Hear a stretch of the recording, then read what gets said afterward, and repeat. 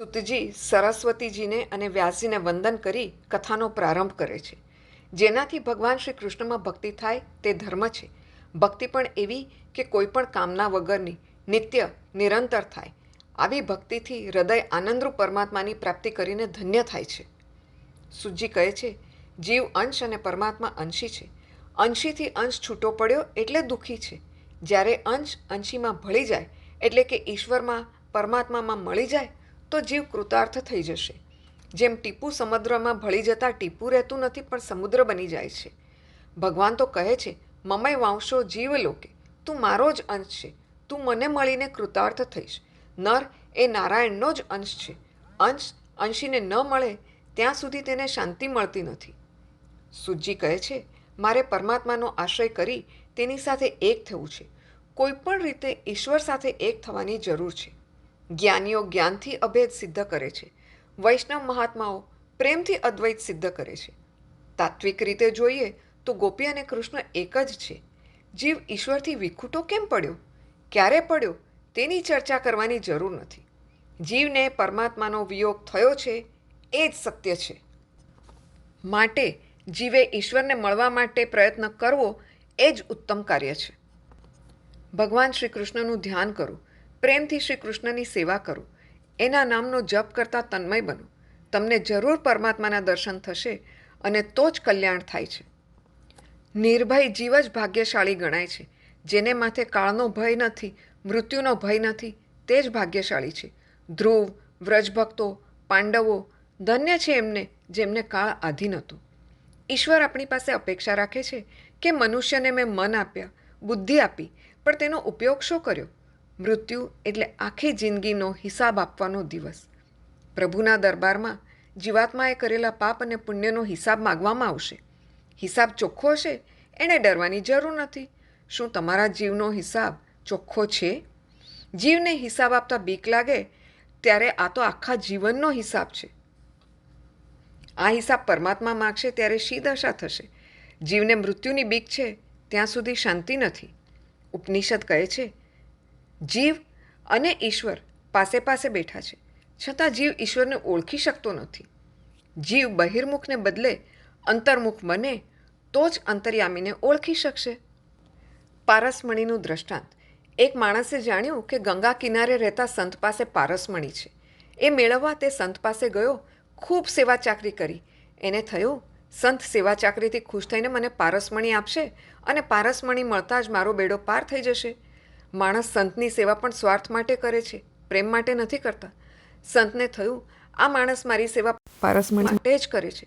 લાવ એને પારસમણી આપી દઉં, જેથી તે પણ મુક્ત થાય અને હું પણ મુક્ત થાઉં. એમ વિચારી તેમણે એ માણસને કહ્યું, હું તારી સેવા ચાકરીથી ખૂબ ખુશ થયો છું.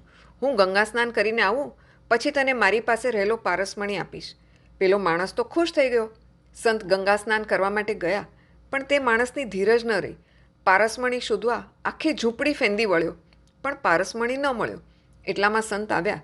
તેમણે કહ્યું, અરે ભલા માણસ, આટલી પણ ધીરજ ન રહી. પારસમણી મેં એક દાબડીમાં મૂક્યો છે. આમ કહી સંતે ખૂણામાંથી એક લોખંડની દાબડી કાઢી. પેલા માણસને શંકા થઈ, શું આ સાચો પારસમણી હશે કે સંત મારી મશ્કરી કરે છે?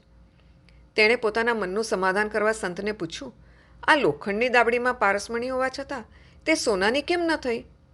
સંતે કહ્યું, આ પારસમણી એક ચીથરામાં બાંધેલો છે. કપડાના આવરણને લીધે એને લોખંડનો સ્પર્શ થયો નહીં, એટલે દાબડી સોનાની ન થઈ. લોખંડ અને પારસમણી વચ્ચે ચીથરાનું આવરણ છે એ લોખંડને સુવર્ણ થવા દેતું નથી.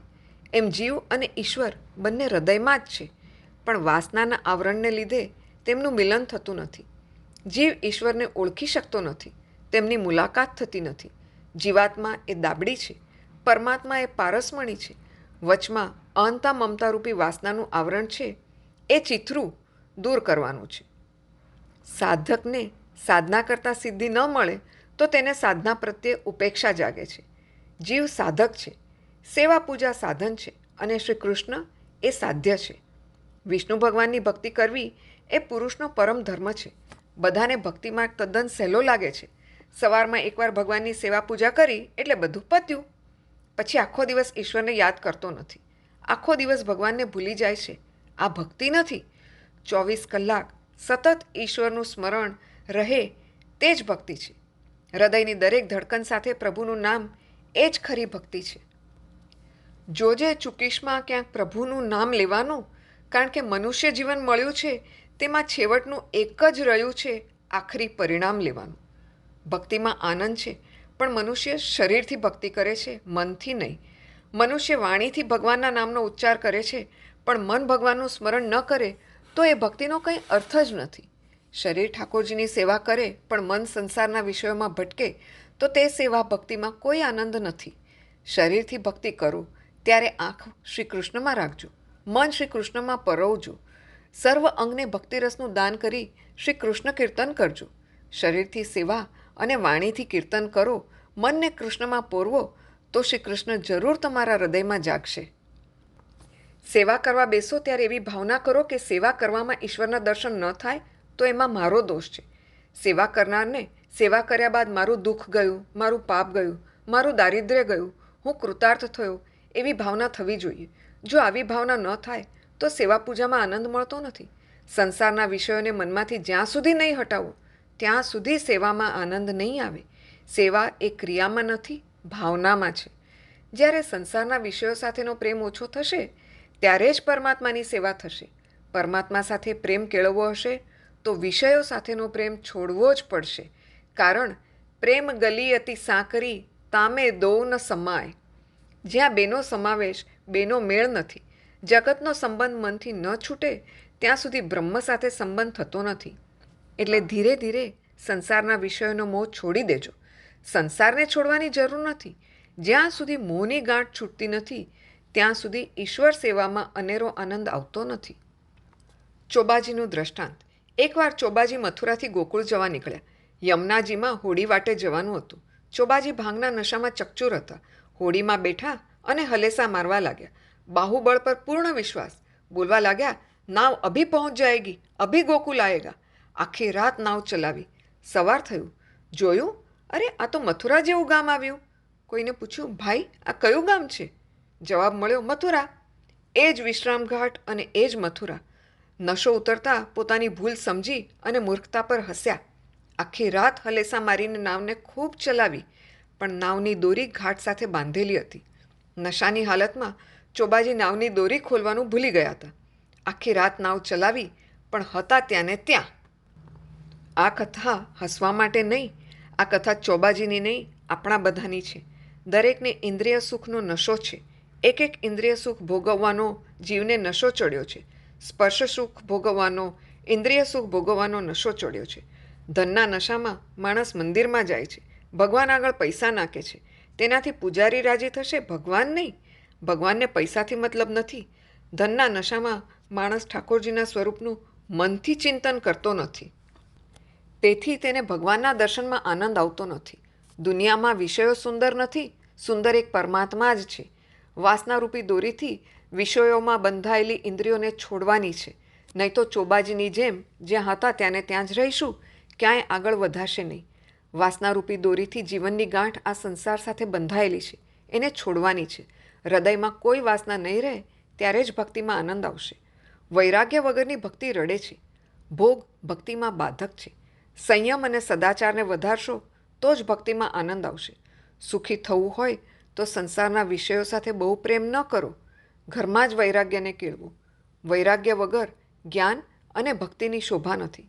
જ્ઞાન અને વૈરાગ્યની સાથે સાથે ભક્તિ વધે તો પરમાત્માનો સાક્ષાત્કાર થાય છે. જ્ઞાન માર્ગમાં ઇન્દ્રિયોનો નિરોધ કરવાનો હોય છે અને ભક્તિ માર્ગમાં ઇન્દ્રિયોને પ્રભુના માર્ગે વાળવાની હોય છે. સુગંધની ઈચ્છા થાય તો ફૂલ ઠાકોરજીને અર્પણ કરીને તેની સુવાસ લો. ખાવાની ઈચ્છા થાય તો ભોજન ઠાકોરજીને અર્પણ કરી પછી જમો. બ્રહ્મ સંબંધ સતત ટકાવવાથી જીવાત્માનું કલ્યાણ થાય છે. વેદો પણ એ વાસુદેવ ભગવાનનું વર્ણન કરે છે. ઉત્તમમાં ઉત્તમ તત્વ, અદ્વૈત તત્વ, જેને શ્રી કૃષ્ણ કહે છે. લૌકિક વ્યવહારમાં જ્ઞાનમાં દ્વૈત છે, પરંતુ ઈશ્વર સ્વરૂપ સંબંધી જ્ઞાનમાં અદ્વૈત છે. વ્યવહારના સ્વરૂપનું જ્ઞાન દ્વૈત ભાવથી ભરેલું છે, જ્યારે પરમાત્માના સ્વરૂપનું જ્ઞાન અદ્વૈત ભાવથી ભરેલું છે. વ્યવહારના જ્ઞાનમાં જ્ઞાતા અને જ્ઞેય અલગ છે. પરમાત્માનું જ્ઞાન થાય એટલે જ્ઞાતા અને જ્ઞેય એક બને છે. સેવા સ્મરણ કરતાં તન્મયતા થાય છે. ઈશ્વરનો અપરોક્ષ સાક્ષાત્કાર થાય છે. તેથી તે જીવ ઈશ્વરમાં મળી જાય છે.